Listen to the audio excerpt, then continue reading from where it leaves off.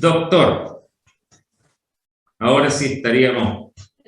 Está peleando con la cámara. Está peleando, ahora sí. Sí. Ahora sí. Doctor, estamos ya en cámara, gusto tenerlo con nosotros.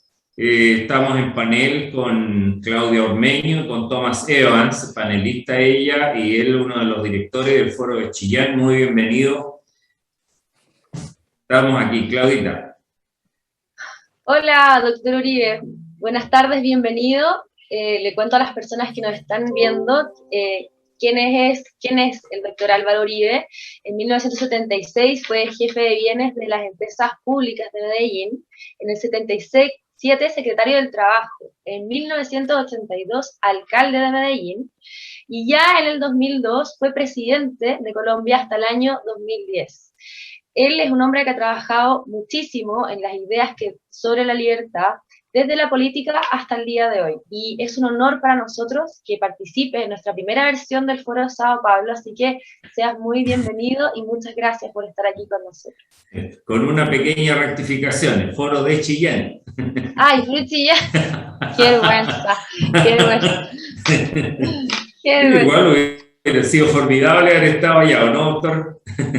No, estoy inmensamente agradecido con ustedes.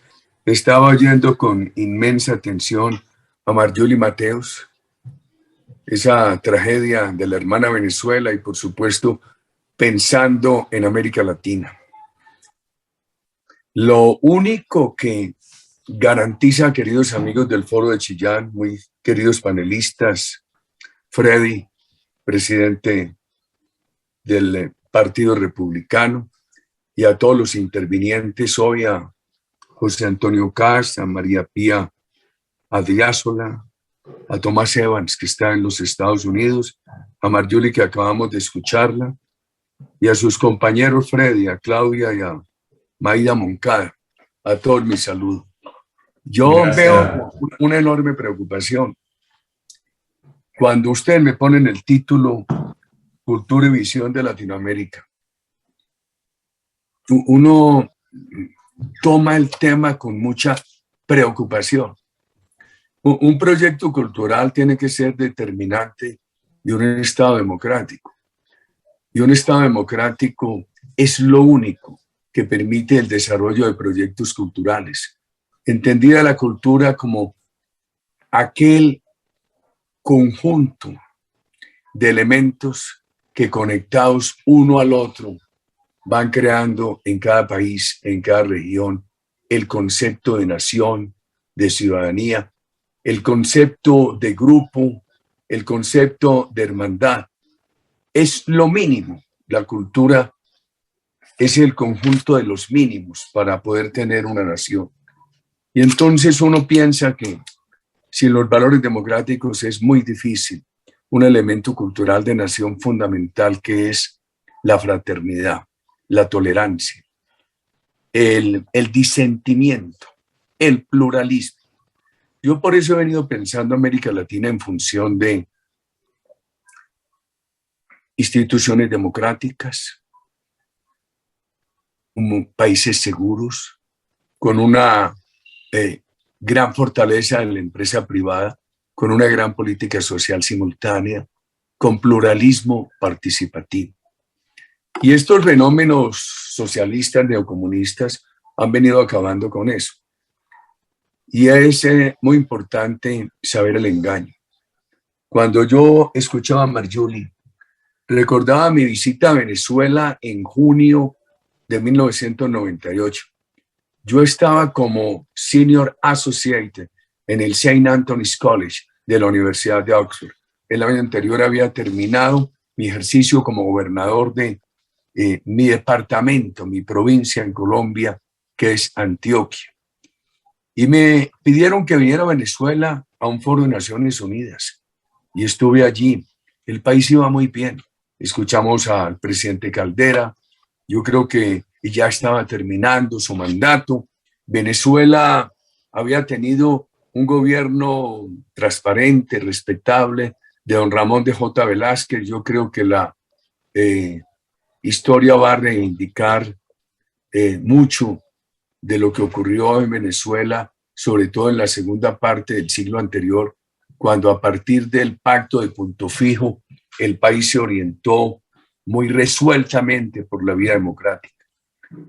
Recuerdo que asistimos a una conferencia de Luis Justi, entonces presidente de PDVSA, la empresa de petróleo más importante del mundo.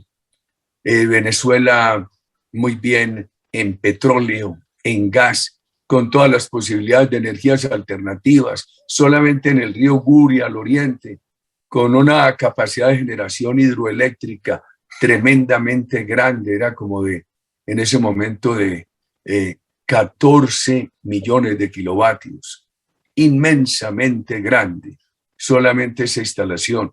Era un país con café, con un hato ganadero de 16 millones de cabezas, excedentario en arroz, en maíz, muy rico en mineral de hierro, con unas instalaciones siderúrgicas extraordinarias.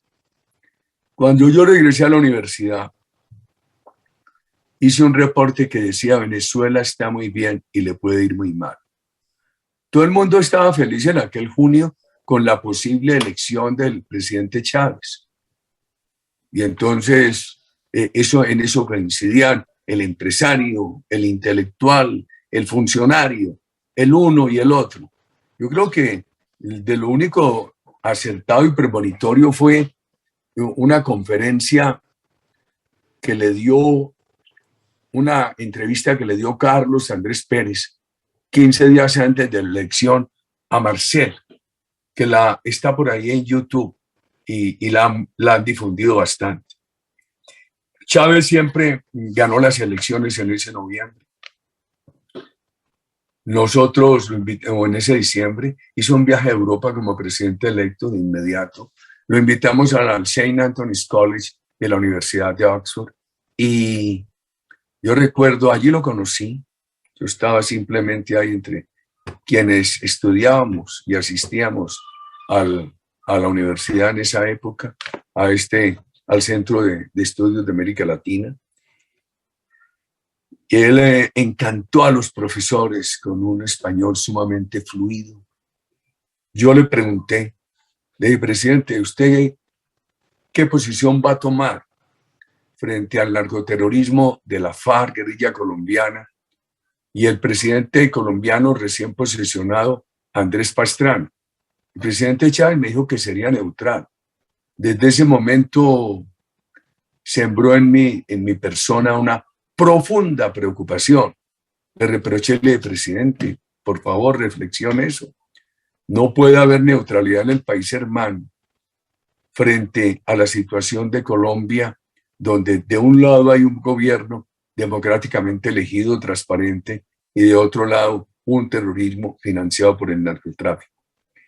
Chávez siempre prometió libertades, respeto a la libertad de prensa, prometió apoyo a la empresa privada, trabajar con la empresa privada.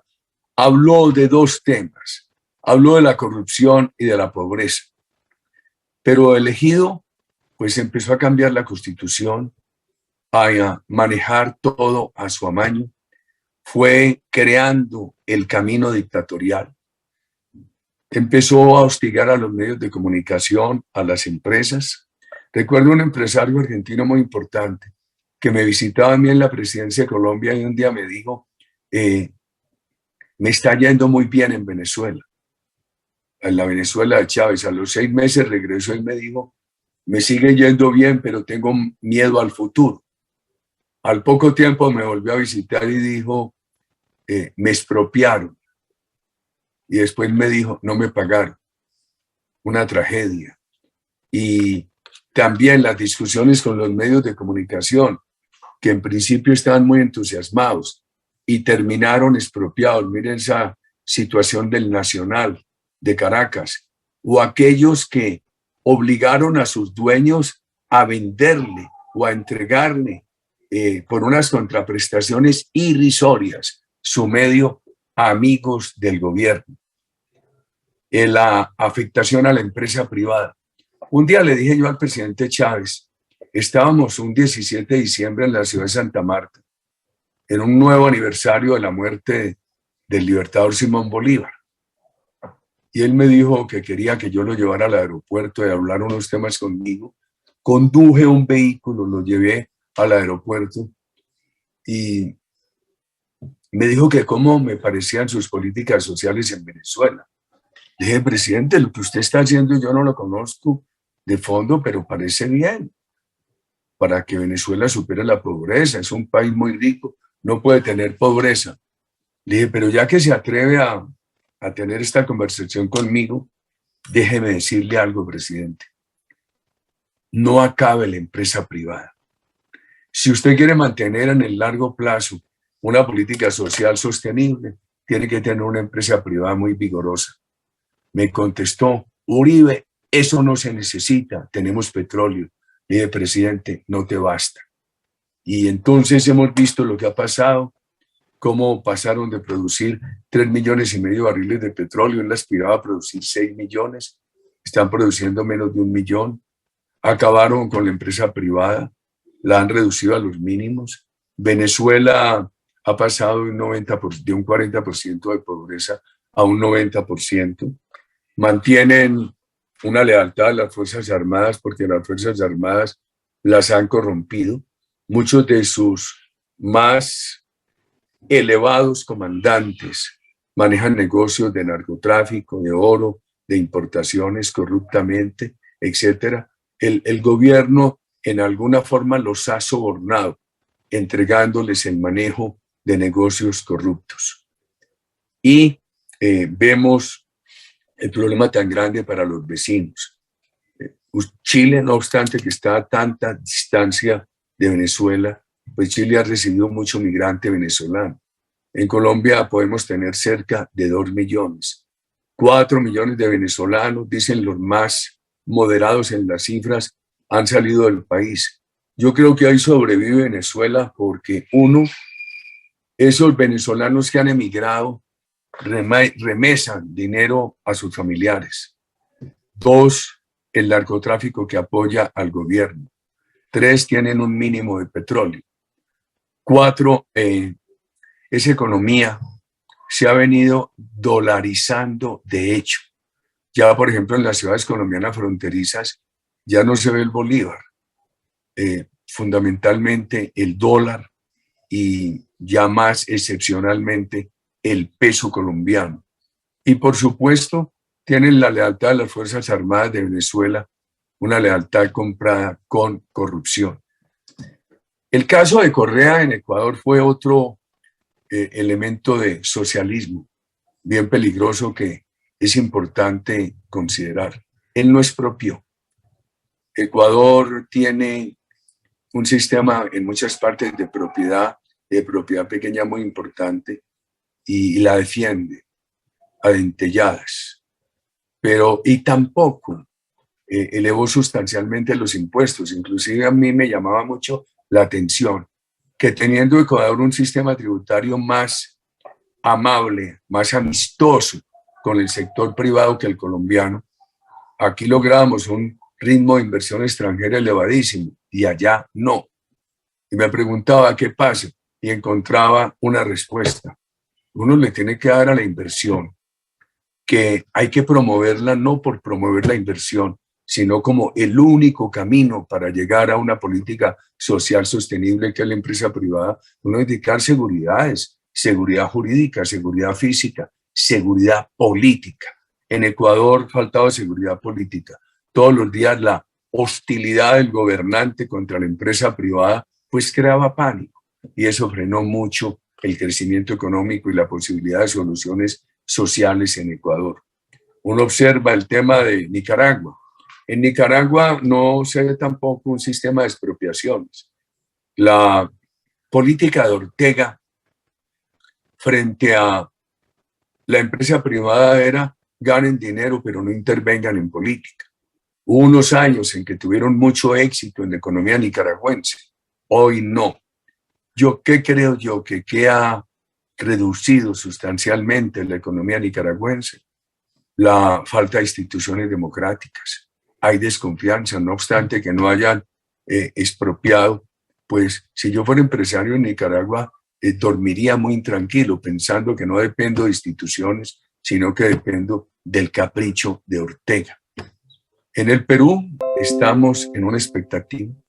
Yo diría que hasta hoy hay una diferencia entre Chávez y el presidente Pedro Castillo del Perú. El presidente del Perú presentó una plataforma franca y abiertamente neocomunista contra la empresa privada grande, contra las compañías de aviación, contra las minas, etcétera, etcétera. Y la pregunta entonces, mientras Chávez ocultó todo ese ideario cuando era candidato, pero lo aplicó siendo presidente, el presidente Castillo como candidato lo presentó, lo sacó a la luz pública, lo ofreció y ganó. ¿Lo va a aplicar? ¿Qué momento de tanta incertidumbre que hay en Perú? En Bolivia es muy difícil de analizar el sistema, porque la oposición se queja de falta de garantías democráticas. Yo hablo mucho con integrantes de la oposición boliviana, pero el sector privado ha mantenido confianza en Bolivia y la economía buen desempeño. A mí lo que iniciaron inicialmente con la inversión minera y gasífera no me sorprendió, porque nacionalizaron el subsuelo. Colombia lo hizo desde el año 68 y a través de concesiones, contratos de asociación, etcétera, han permitido la intervención privada para la explotación de los recursos del subsuelo. O sea que a mí no me sorprendió lo que hizo Bolivia en esa materia. Pues hay un caso que ustedes son los que conocen mejor que yo de riesgo, que es Chile. Si la constituyente chilena, y lo digo con inmenso respeto, yo respeto mucho a Chile, afianza lo que llamaríamos el Estado de los derechos sociales, pero no debería haber problema para la cultura democrática. Pero si avanza el Estado subsidiario, no se detiene en el Estado social y sigue avanzando hacia el Estado totalitario, se empiezan a crear enormes riesgos a las libertades y se empieza a crear un enorme riesgo a la empresa privada. Hace pocos días discutiendo con algunos en Colombia me decían, bueno, pero es que si aquí gana lo que llaman la izquierda, ellos la llaman la izquierda, yo lo llamo el neocomunismo, el neosocialismo. Aquí no van a expropiar, y les contesté, pero las amenazas que ellos lanzan hacen anticipar que con impuestos, exceso de regulaciones, hostilidad, volverán inoperante a la empresa privada, así no la expropien. Y esa inoperancia de la empresa privada anula para la sociedad una fuente de recursos que hace sostenibles las políticas sociales. Empresa privada expropiada o inoperante es igual a ausencia de recursos para las políticas sociales, y ausencia de recursos para las políticas sociales lo que determina es más caos, más pobreza, más dificultades, mayores riesgos políticos. Y esto tiene una realidad. Lo que estamos viendo nosotros en Venezuela, vámonos bien lejos, lo de Afganistán, esto no hay hoy, no hay potencia extranjera que lo resuelva hoy. Lo que no resolvamos con gran valor civil al interior de nuestros países, nadie va a venir de afuera a rescatarnos. Queridos amigos, yo no quisiera extenderme más, creo, hay un tema muy importante para mí, trascendente, que es el tema de la seguridad democrática, es seguridad para todos los ciudadanos con toda la fortaleza a través de procesos institucionales. Y otro tema para mí muy sensible, que es la lucha contra el narcotráfico y el temor al consumo de drogas, a las sociedades con laxitud en esa materia. Que yo le decía a unos jóvenes, les he dicho en varios foros, bueno, se empieza con el uso recreativo de la marihuana. La ciencia médica y la experiencia muestra que eso va afectando a los individuos, va afectando su capacidad de raciocinio, los va limitando y los va conduciendo a drogas aún más fuertes, va creando problemas psicológicos, va afectando el sistema de neuronas, etcétera, y el individuo empieza a perder la capacidad de tomar decisiones libremente. Va dejando de ser un ser racional y va pasando a ser una autómata. Y esa pérdida de racionalidad es la libertad. Y me parece que hay un malentendido, porque muchos dicen, por ejemplo, que todo lo que es la facilidad para consumo de drogas, etcétera, lo que hace es contribuir al desarrollo libre de la personalidad. Yo creo que lo que hace es contribuir a la esclavitud del ser humano y contribuir a convertirlo en peligro para la sociedad. Los procesos históricos toman mucho tiempo, no se notan de una generación a otra.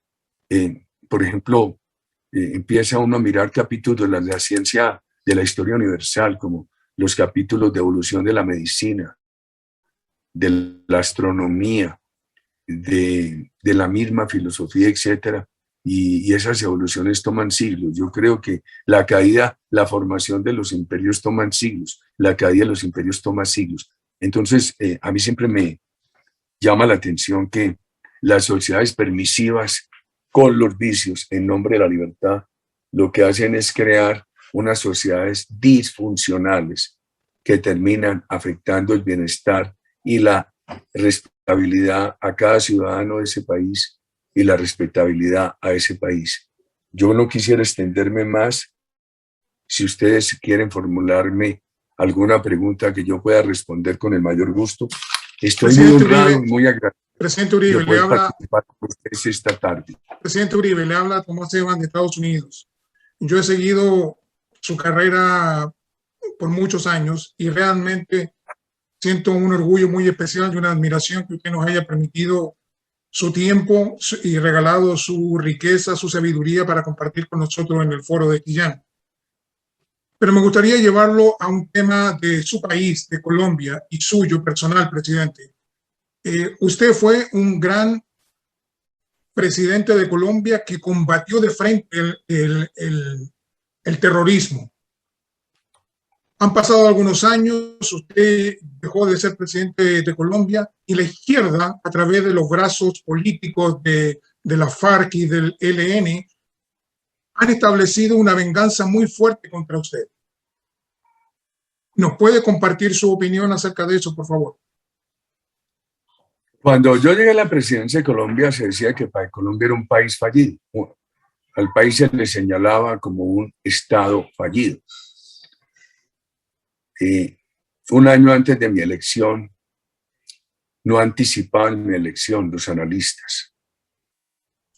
Yo propuse una política de 3 elementos: seguridad, pero con valores democráticos. Eso estableció una gran diferencia con los proyectos de seguridad nacional de dictaduras que se habían vivido en América Latina.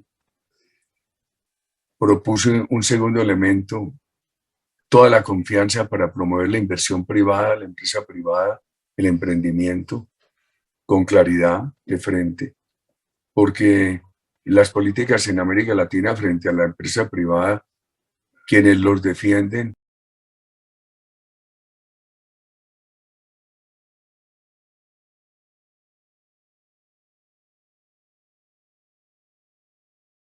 el plebiscito, y ellos negaron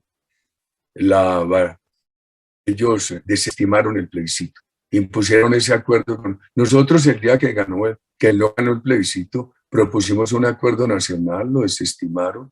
Ellos lo que hicieron fue tratar de imponer ese acuerdo a través de procedimientos antidemocráticos. Se le dio un golpe de Estado a la democracia colombiana. Yo por eso he dicho que todas las instituciones que allí surgieron son instituciones sin legitimidad. Y por supuesto ha habido lo que algunos llaman persecución en contra de mi persona. Pero ahí estamos en la batalla, con firmeza todos los días, queridos amigos, en la batalla con toda la firmeza. De dejar una herencia muy grande, muy grave a este país. En 2013 Colombia tenía 43.000 hectáreas de droga, una reducción sustancial. Ya se advertía que podíamos llegar al final de la droga y el gobierno Santos, elegido por nosotros, se cansó con el éxito y cambió doctrina por complacer al neocomunismo internacional. Y entonces tomaron la decisión en La Habana, porque los grandes brokers, promotores de ese proceso fueron Cuba y Venezuela, que para el narcoterrorismo de la FARC, la financiación con el narcotráfico sería delito político sin cárcel, sin extradición, con elegibilidad política, dificultaron muchísimo la eliminación del narcotráfico y el país pasó a más de 200.000 hectáreas de droga que todavía tiene. ¿Hubo paz? No ha habido paz. Yo creo que uno de los grandes resentimientos que mantienen con mi persona es que yo les he dicho que no hubo paz. La violencia, el narcotráfico que vivimos en Colombia muestran que no hubo paz. ¿Para qué sirvió ese acuerdo? Para darle impunidad a unos cabecillas narcoterroristas de ideología comunista de la FARC. Para desmovilizar la base guerrillera no sirvió, para eso no se habría necesitado. Nosotros avanzamos mucho en seguridad sin afectar la Constitución, sin impunidad. Nosotros desmovilizamos 53.000 integrantes de grupos terroristas, eran 35.000 de lo que se llamaba fuerzas paramilitares de autodefensa, que algunos en la clasificación internacional les dicen de derecha, y 18.000 guerrilleros. Entonces ha sido una situación bastante dramática, pero ahí seguimos en la lucha y les hablo, por supuesto, desde Colombia, estimado Tomás Evans. Presidente, en Chile hay una zona que es la Araucanía, que está también ejerciendo violencia a través del terrorismo. Se dicen que hay vinculaciones con las FARC de Colombia. ¿Cree usted que eso puede ser factible, que un grupo terrorista en Chile tenga relaciones y apoyo de las fuerzas militares de la FARC? Pues la FARC se ha involucrado en tantas partes. Por ejemplo, estuvo involucrada en Nicaragua, estuvo involucrada en El Salvador, estuvo involucrada en secuestros en Paraguay, se ha acusado también en la Araucanía. Yo no tengo elementos para confirmarlo, pero allí sí se capturaron integrantes de FARC. Y recuerdo que una vez el presidente de Chile me dijo que un integrante FARC, cuya extradición nosotros habíamos pedido, no lo podían extraditar porque se había casado con una señora chilena. Yo, en un gesto de amabilidad con Chile, dije, bueno, yo respeto eso, por lo menos exíjanle que renuncie a la FARC. Ahí quedó el tema. Sí, Tomás. Complicado. Gracias, presidente. No sé si Claudia tiene pregunta. Freddy. Sí, Claudia, si tiene alguna, yo me voy a guardar una o dos para el final. Sí, me quitaste la pregunta, pero tengo otra.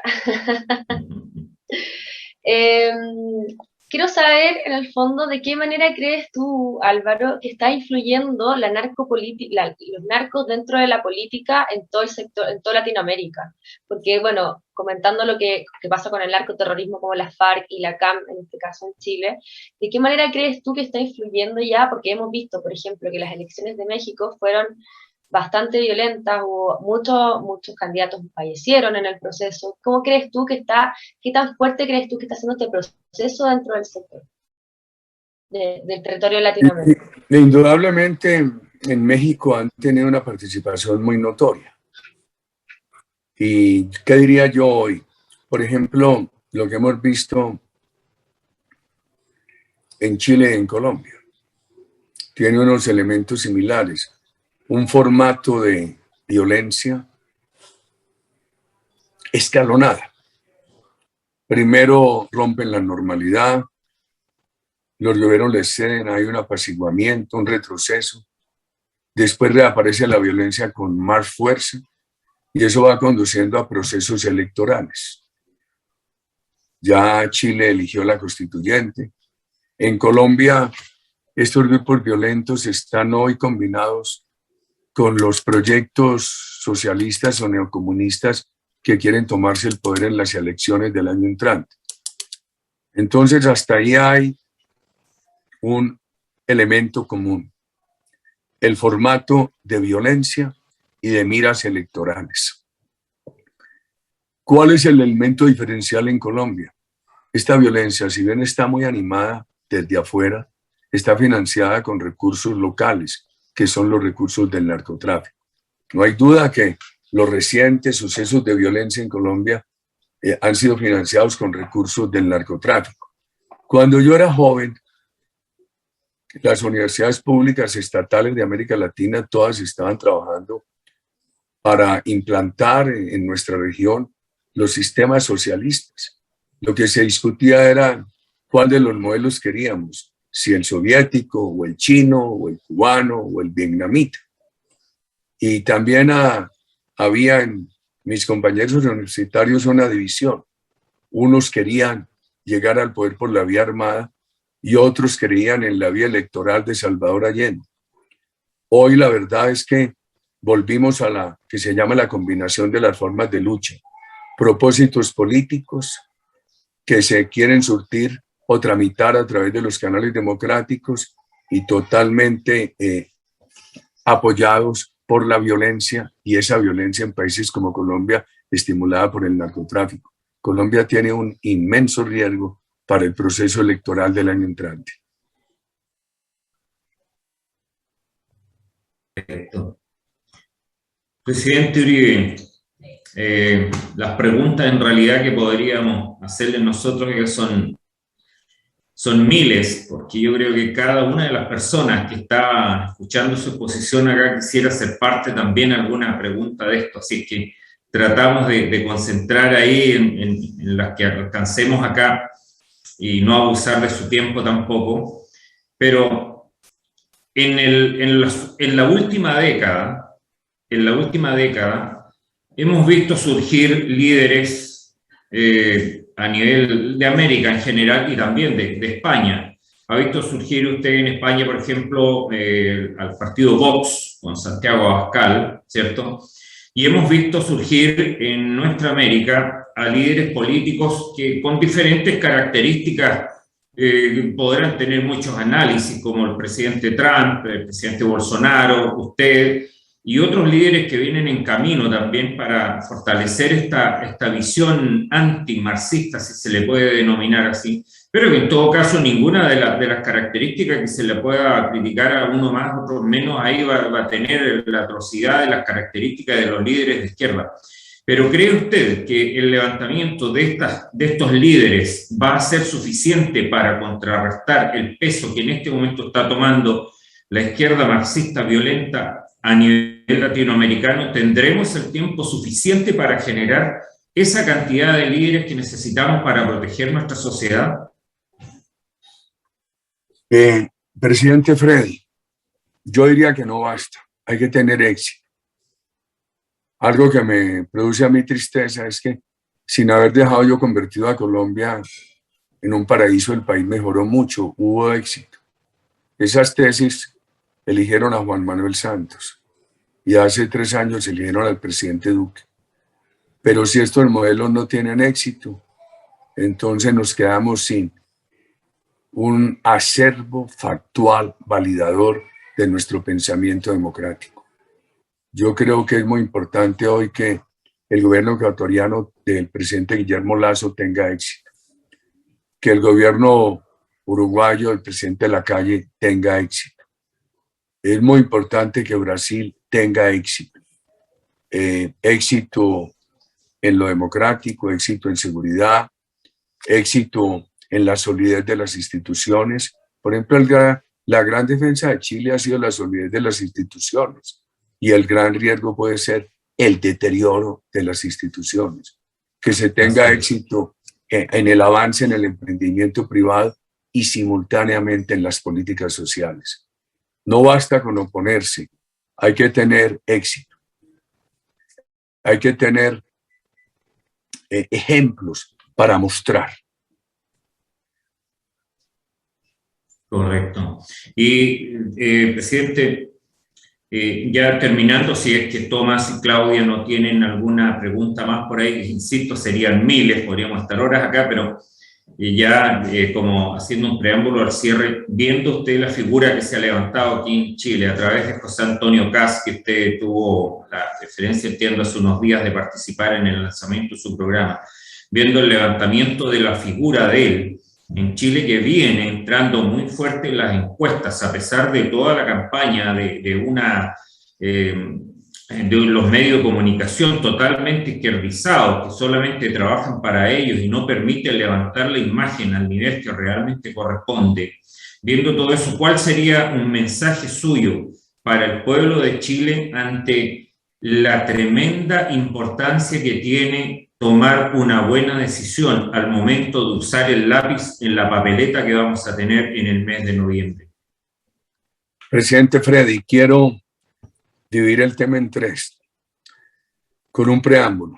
Yo no puedo intervenir en la política de Chile. El país lo he respetado mucho. ¿Por qué ha intervenido tan abiertamente en Venezuela? Porque la dictadura de Venezuela ha albergado al terrorismo colombiano, ha hecho tanto daño. Porque la dictadura de Venezuela ha servido de puente para ayudar al narcotráfico colombiano y se lucra de él. Y porque aquel acuerdo de la OEA, que se llama la Convención Americana de Derechos Civiles y Políticos y la Carta Democrática, le imponen a los países signatarios esos tratados no solamente el respeto de la democracia a su interior, sino hacer todos los esfuerzos para que todos los signatarios respeten la democracia. Eso es lo primero. Lo segundo, sin intervenir en Chile, con el mayor respeto, yo tengo profunda admiración y aprecio por José Antonio Kast, por su coherencia, su solidez, sus valores democráticos, éticos y morales. Yo no intervengo en Chile, no puedo agitar nombres en Chile de ninguna manera, pero uno aprecia a las personas trascendiendo las fronteras. Y tercero o cuarto, yo diría, presidente Freddy, que es muy, muy importante una reflexión en los medios de comunicación. Mire, los medios venezolanos pensaron que no les iba a pasar nada. ¿Y cómo los anularon? El gobierno Correa avanzó a anular la libertad de medios en Ecuador. Los afectó mucho, pero no alcanzó. No alcanzó. Yo no estoy bien al tanto de la operación interna de los medios de Bolivia, pero vemos lo que ha pasado con los medios de Nicaragua. O sea que estos gobiernos neocomunistas, hay unos más sinuosos y cautelosos que otros, pero finalmente tienen el mismo propósito, así no lo confiesen, que es la destrucción de la empresa privada y la destrucción de las libertades. Uno de los consejos que Castro le dio a Chávez fue: ya no se puede llegar al poder por la vía armada, hay que llegar por la vía democrática, pero tú tienes que asumir el manejo de medios, el manejo de la economía, tienes que sacar a todos los ricos y manejar la economía de los pobres. Y no puedes hacer elecciones sino cuando tengas seguridad de que puedes controlar el resultado. Esa es la receta más clara para conducir a la pérdida de libertades. Entonces, uno sí tiene que hacer este llamado respetuoso a los medios de comunicación y a los influenciadores que trabajan en las redes sociales, que son tan importantes hoy. Y decirles sí a este foro tan importante, al foro de Chillán, que por contraste con el marxismo, nosotros queremos sociedades sin odio de clases, con fraternidad, con calidad de vida, con empresas privadas, con convivencia, con pluralismo.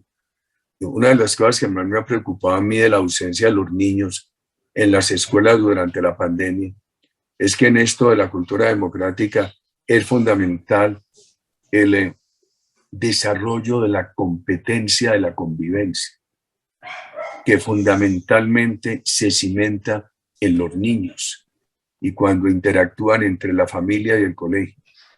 Por eso me ha parecido muy, muy grave para nuestras democracias que estemos perdiendo ya casi 2 años de presencia de los niñitos en los establecimientos educativos, porque la inoculación de los valores democráticos es fundamental en ese momento de la vida.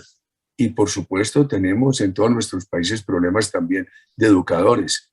En Colombia hay un cuasi monopolio en educación primaria y secundaria controlado por un sindicato que se llama FECODE, que es un sindicato de profesores cuya cúpula es marxista-leninista. Hace parte de todo este entramado neocomunista, socialista de ahora. Y ellos no enseñan, sino que adoctrinan. Mientras nosotros los demócratas lo que queremos es estimular las competencias sociales de convivencia, de tolerancia, de pluralismo, este otro sector no las estimula. Siembra el odio a través del adoctrinamiento. O sea que el trabajo es muy grande y la reflexión es muy grande. Yo creo que uno de los problemas de la violencia en Colombia, esta semana hablaba de 6 soluciones. Uno de los problemas es el señalamiento, esta contracultura de odio, señalando a las personas. Este es extremista, este es militarista, este asesina a las voces disidentes y crean unos odios y unas persecuciones que no se curan y que dificultan mucho la convivencia. Por eso es muy importante, si queremos sociedades conviventes, para que los jóvenes de hoy y los que habrán de venir puedan vivir felices en nuestros países, es necesario cimentar los valores democráticos y cimentar la mentalidad de la convivencia fraterna, no del odio de clases. Presidente Uribe, una última pregunta de mi parte. ¿Cómo ve usted, en su reflexión personal, la idea de la agenda globalista de las Naciones Unidas y la influencia de las fundaciones de George Soros en diversos países del mundo? A mí me preocupa lo de Soros porque es muy permisivo con todo lo que se llama la contracultura del odio. Prácticamente la fomenta. Entonces hablan de la equidad como una razón para fomentar el odio. El odio nunca abre caminos hacia la equidad, al contrario, los aplaza y los cierra. La agenda global de Naciones Unidas, yo creo que hay unos aspectos totalmente necesarios, otros en los cuales tiene que ser más cuidadosa Naciones Unidas. Si usted me habla de las soluciones sociales, pues tienen toda razón, nuestros países tienen que avanzar en eso. Si me habla de las energías renovables, por supuesto, de la lucha contra el calentamiento global, es una prioridad. En cuanto más se acelere, mejor. Los líderes nuestros, a los cuales se refirió ahora el presidente del Partido Republicano, Freddy, no pueden equivocarse en eso. Yo creo que las ideas nuestras no se defienden cuando nos enfrentamos o nos oponemos a una agenda global contra el calentamiento. Eso se necesita. Ahora nosotros lo que no podemos es seguir creando malestar en los jóvenes. Han creado en América Latina unas tendencias juveniles muy en contra de estas ideas. Yo lo siento en Colombia. Los muchachos que no conocieron cuál era el país cuando yo asumí, cómo mejoró, les han sembrado hoy una gran distorsión de mis ideas. Entonces, si los líderes nuestros se oponen a una agenda para resolver problemas sociales, si se oponen a una agenda contra el calentamiento global, si se oponen a una agenda para la protección amazónica, cometen errores. Muchas gracias, presidente Uribe. Su reflexión siempre oportuna, certera y sensata, y agradeciéndole infinitamente su disposición de participar con nosotros en el foro de Quillán. Claudia, ¿tienes una pregunta? Sí, una pregunta, pero me gustaría en breve, ¿cómo ves el proceso de la libertad en Latinoamérica sí se vendrán tiempos muy difíciles, o más o menos se ven luces de que pudiese mejorar el panorama si es que todos seguimos trabajando en iniciativas como el Foro de Chillán y con los jóvenes y todas estas cosas. Muy difícil, Claudia. Una pregunta muy abierta que tiene una respuesta muy corta. Yo creo que ya traje unos ejemplos de Venezuela, de Ecuador, de el riesgo de Perú, hice una mención de Uruguay, lo de Nicaragua. Yo creo que esos son casos específicos que nos muestran dónde hay libertades, cómo las están defendiendo y dónde hay un enorme riesgo. Pero finalmente todo depende de cada uno de nosotros y de nuestra capacidad de convocar jóvenes, que la veo bastante limitada en el continente.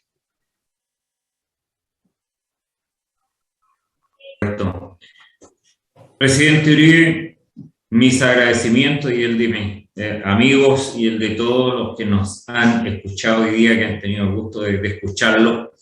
Así es que a contar de este momento y con ese agradecimiento nos despedimos de usted y esperamos encontrarlo muy luego en una segunda versión del Foro de Chillán, Foro de Chillán 2.0, si Dios quiere, porque esto es una primera piedra de un gran edificio que queremos construir. La unidad de Latinoamérica tan soñada por muchos de nuestros antecesores, bueno, hay que reactivarla. Personas como usted y otros líderes que hemos mencionado son necesarios para lograr todo esto y tenemos que hacernos escuchar a través de estos medios, ya que los medios de comunicación tradicionales definitivamente no son nuestros amigos. Así es que si este es el canal, bienvenido sea y bienvenido será cada vez que usted lo desee y ojalá cuando también lo necesitemos nosotros.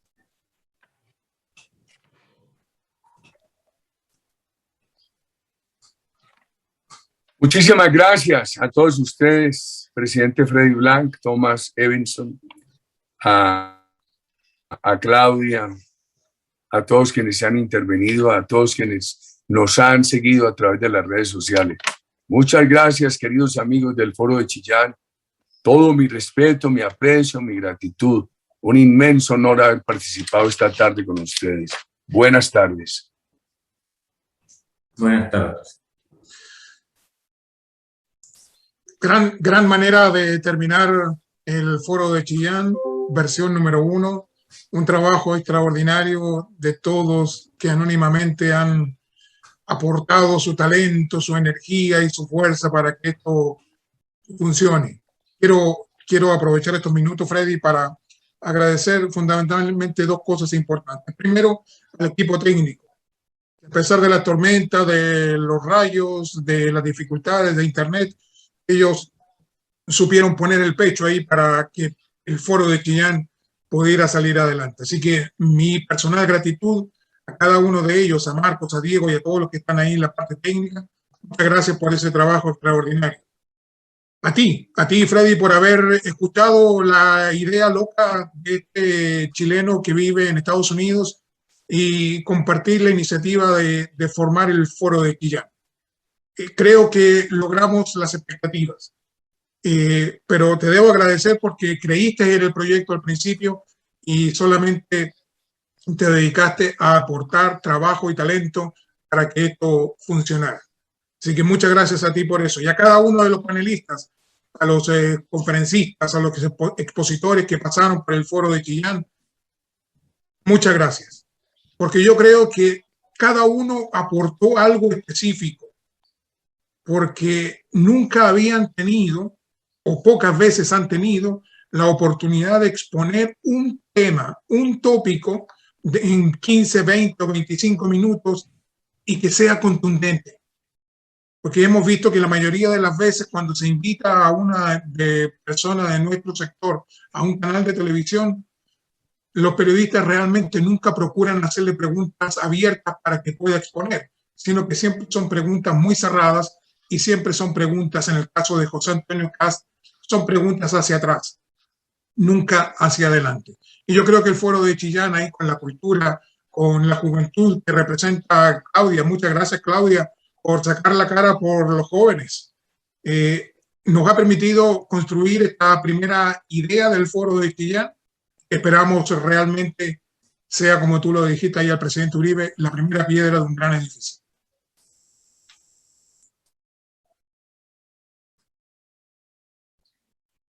Parece que Freddy se quedó pegado. Bueno, aprovecho de despedirme yo. Sí. Les agradezco a todo el equipo de organización del Foro de Chillán. Agradezco también a todas las personas que estuvieron sintonizando los distintos canales que se unieron a la transmisión.